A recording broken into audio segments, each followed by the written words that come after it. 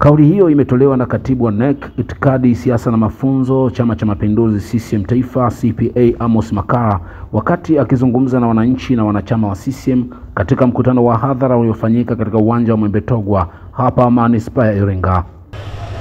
Najua mimi kwamba Dr. Samia anaingia katika rekodi za marais waliopeleka hela nyingi ya maendeleo kuliko awamu yoyote. Piga makofi kwa Dr. Samia Suluhu Hassan.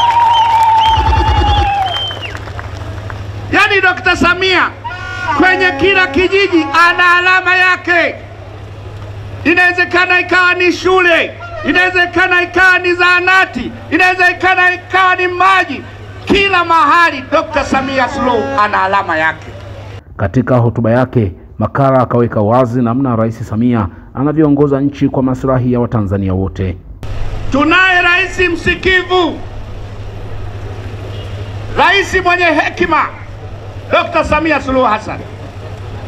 Wadau walipoanza kulalamika kwamba tunahitaji mabadiliko ya sheria ya uchaguzi, akawasikia.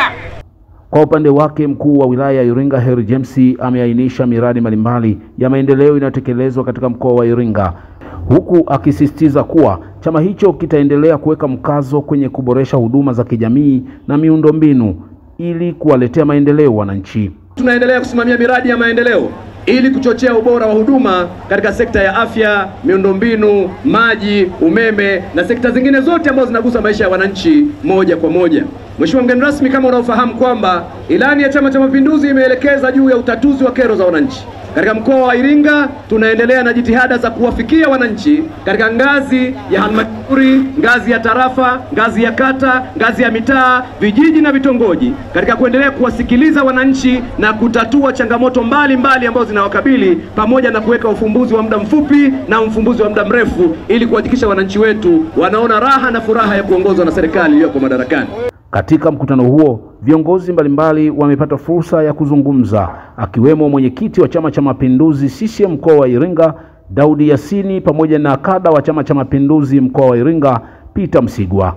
Kutokana na utekelezaji wa ilani ya Chama cha Mapinduzi, tunao uhakika wa majimbo yote 7 yaliyopo kwenye mkoa wetu wa Iringa, wabunge wataendelea kuwa wa Chama cha Mapinduzi kwa sababu wananchi wanao imani kubwa.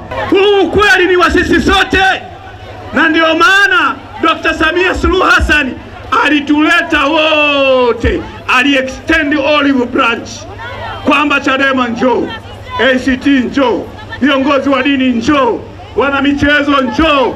Chadema tukasema sisi ni wakubwa, tunataka tuje peke yetu, akasema haya, pelekeni maneno yao.